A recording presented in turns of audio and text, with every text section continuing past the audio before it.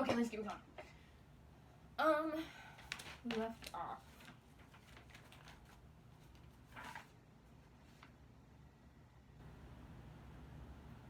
Number 12. What is my subject in number 12? What? Number 12. What is my subject? Caesar? What is my verb? Crossed? And Caesar crossed whom or what? Caesar crossed river. That is correct. It would be the Rubicon River because Rubicon is an adjective, not an adjective. It's part of the name of the river. Number 13. What is my subject? Dutch? Verb? Settled? Settled whom or what? State? State is correct. Why would it not be of New York? That's the preposition. Very good. Number 14. Subject?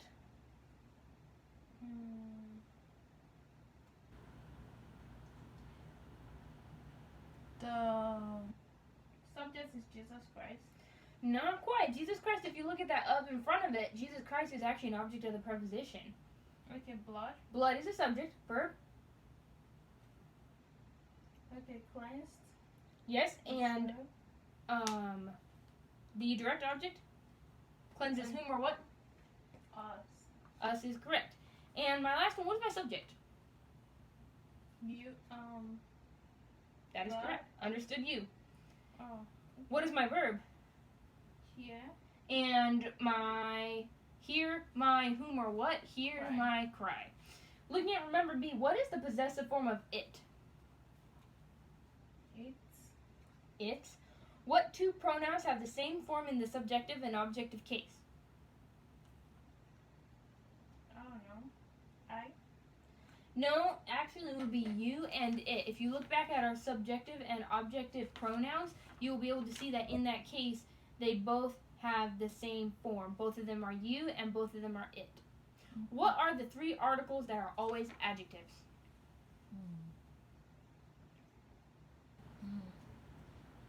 You don't know? Yeah. You do know? No. A, and the are the three articles in the English language that are considered to always be adjectives. That's why they're called articles. They will never have another function. Today we're going to be learning something new, so you can go ahead and put your books down.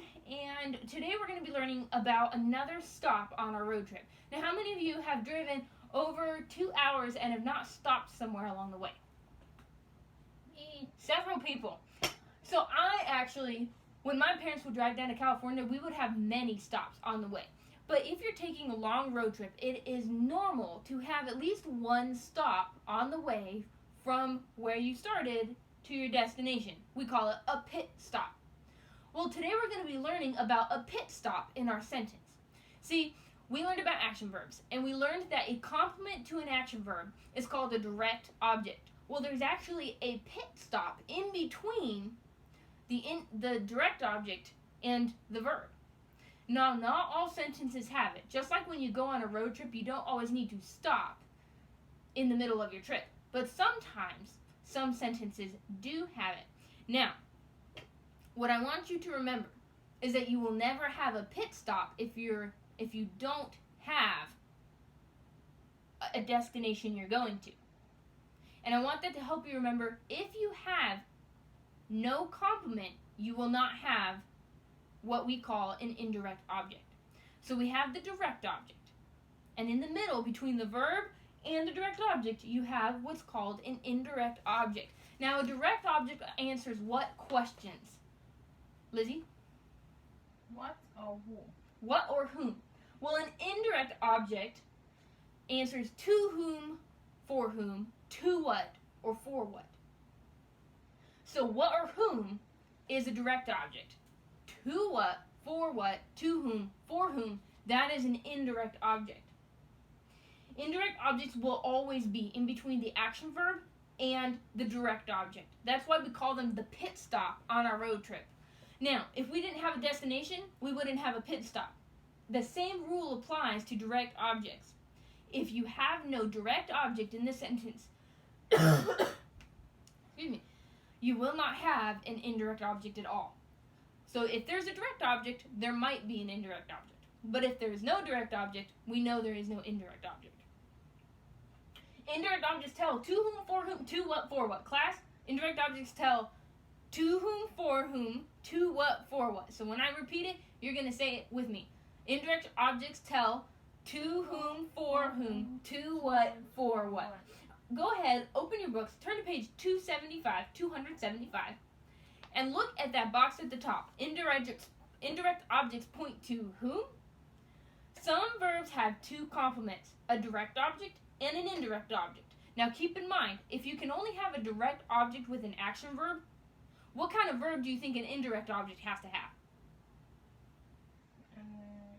An action verb. So if you have a linking verb, you know you don't have a direct object, which automatically means you don't have your pit stop, which is the indirect object. An indirect object is a noun or pronoun that is located between the action verb and the direct object of a sentence. Read the next sentence. I sent my mom. No, wait. I didn't read the whole paragraph. Read the next sentence starting with, it tells. Where? The paragraph above, I sent my mother. The second sentence in that paragraph. An indirect object is a noun or pronoun that is located between the action verb and the direct object of the sentence. Keep reading. It tells to whom or for whom or to what or for what the action of the verb is done. So looking at that first sentence, I sent my mother a birthday card. We know that sent is your verb, I is my subject. Whom or what did you send? You sent a card. So card is our direct object. Now answer those questions, ask those questions. To whom, for whom? To what, for what? So who did you send the card to? You sent it to My mother. my mother. So mother would be your IO, your indirect object. Phil gave me a piece of paper. Phil is our subject. Gave is our verb. Phil gave what? A paper? He gave a piece of paper. So piece would be our direct object. Phil gave to whom? Me? Me. So me would be our I-O. our indirect object. An indirect object is really like a prepositional phrase in which the preposition is to or for. Is understood. So to or for, you could add those into the sentence and it would still make sense. Stan lent me his bat. Well, you could add in that preposition to. Stan lent to me his bat. Or I bought myself a new watch. You could add in the preposition for. I bought for myself a new watch. Go ahead and look at that. Think back. Read the first one for us. Carl. Only action verb have object.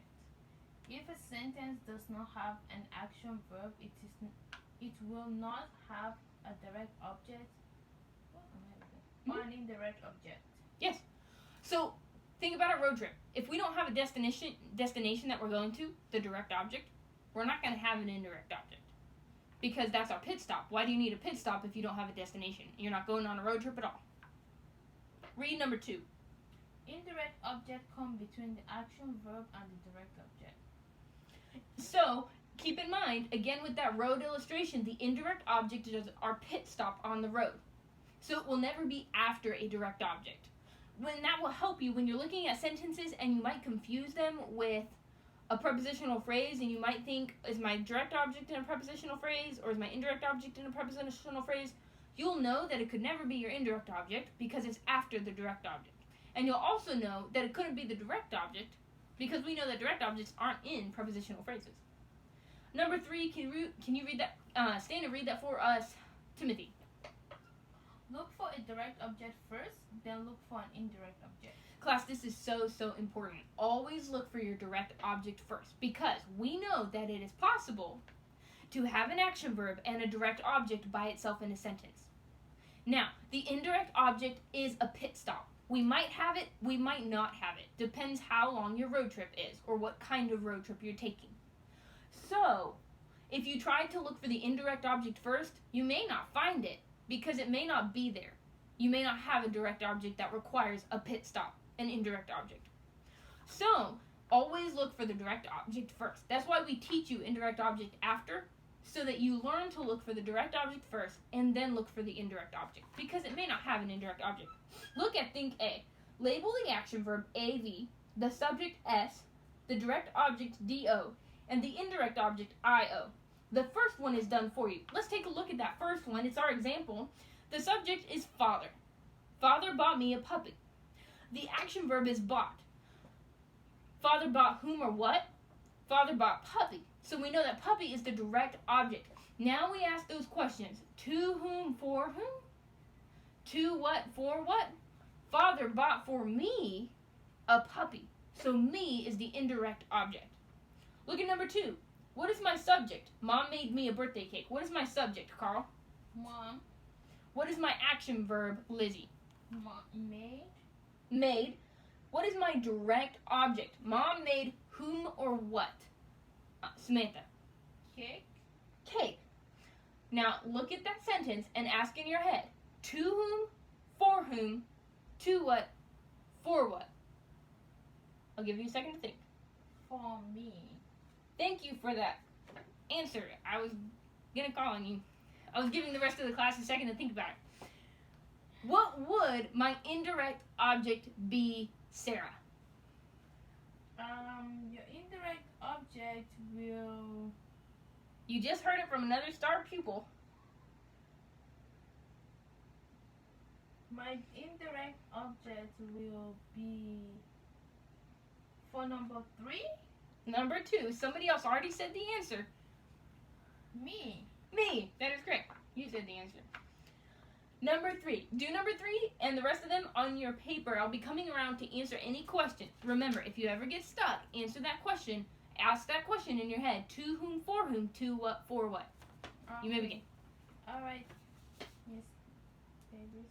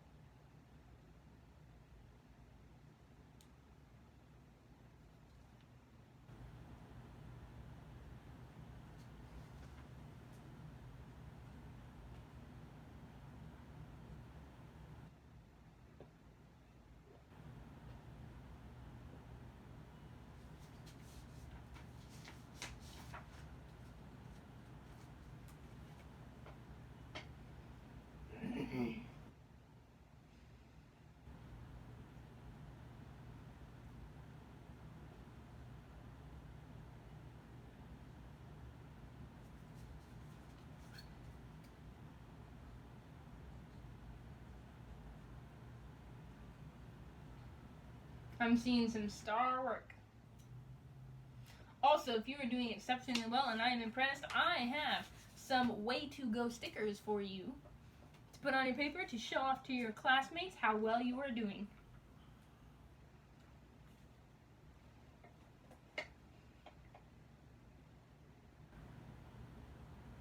While people are answering questions, I'm going to call on somebody and ask a couple of review questions. Be prepared. What questions does a direct object answer? Joy? Who or what? Who or what? What questions do an indirect object answer? Sarah? To whom?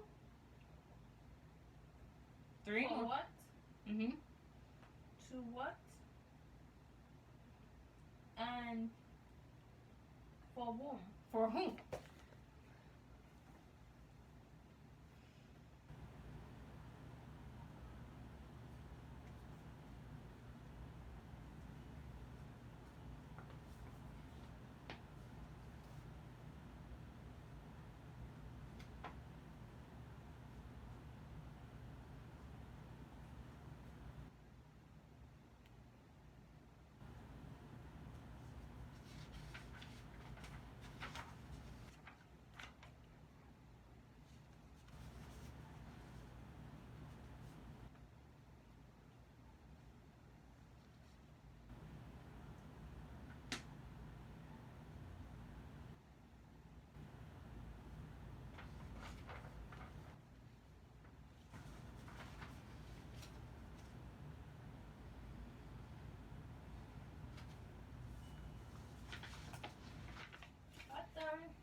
keep working. We'll let other people catch up. You're a pro student, so if you finish, I want you to go look at the go back and do that in your head Yes, teacher. silently.